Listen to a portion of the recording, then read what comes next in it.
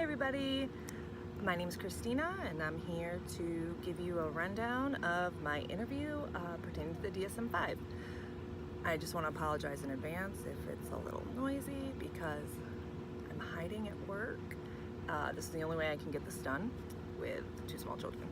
So, and of course, my life, as chaotic as it is, I was actually not able to interview who I had originally planned to interview.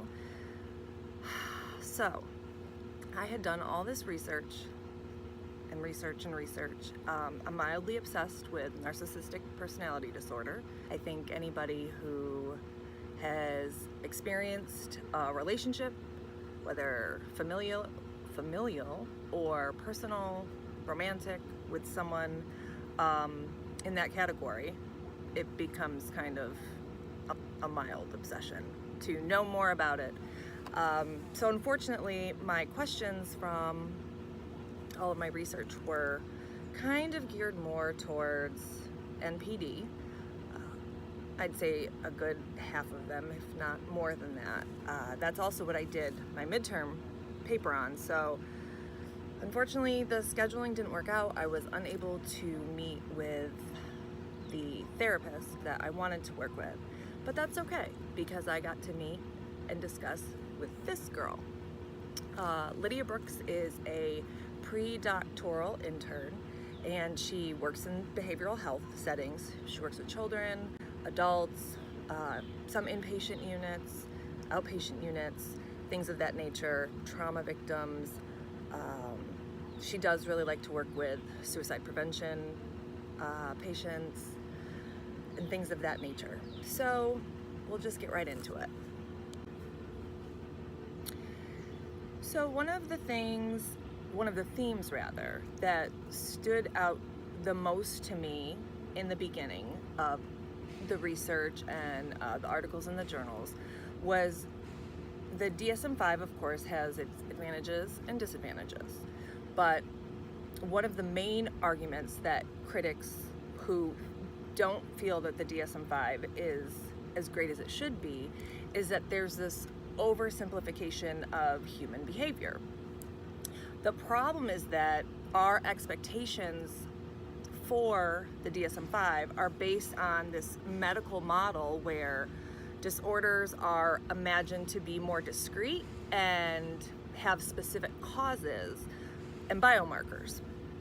So one kind of simile that I found in my reading really stood out to me, kind of describing what the problem is with this oversimplification, and that's even in medicine, conditions such as congestive heart failure have many causes and diverse manifestations. So to kind of translate that, somebody who has, let's say, narcissistic personality disorder, there's many causes for that. When you compare several people with NPD, it's gonna look differently. Not everybody is gonna look the same. Mental disorders are not cookie cutter. So this oversimplification is kind of denying the human behavioral element of uniqueness.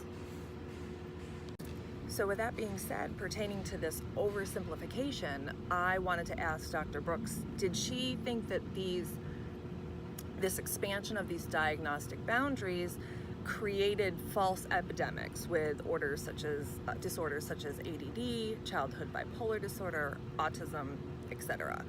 A big complaint I saw in my reading was that now everybody has ADD. Now everybody has, there's so many more children on the spectrum. What's going on? Is it because of this oversimplification that's causing these false epidemics? And Mrs. Brooks said no, she thought that diagnosing trends were around long before the DSM-5. So even that expansion of boundaries for diagnosis didn't lead her to feel that that is solely what's causing these epidemics.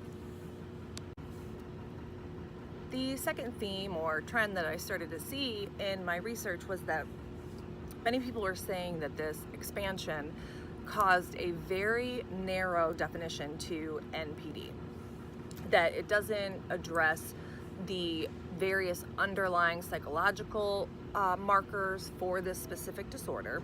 So I asked her if the expansion perhaps was directly related to this NPD narrowing definition. Unfortunately, because she doesn't work with a lot of NPD patients, she really couldn't expand what I've learned so far pertaining to this, but she did say from her limited understanding, the criteria seemed pretty accurate, but she felt like it could be and should be modified to include some of the delusional thinking that individuals with NPD experience. My final theme that I stumbled upon, because like I said, I was focused more on the NPD aspects of the disadvantages with the DSM-5, was how unkid-friendly it is. Fortunately, I got to speak to Mrs. Brooks, who works with children, and it turned out to be, I think for myself personally, beneficial, because I do plan on ultimately working in education and with children, so it was nice to kind of discuss the disadvantages that the DSM-5 has pertaining to children.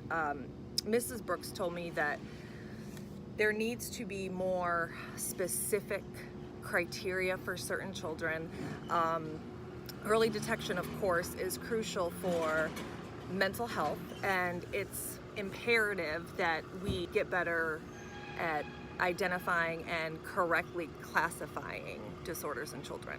So again, not something that I set out to learn with this project, but I'm fortunate that it was something that I was able to learn a little bit more about.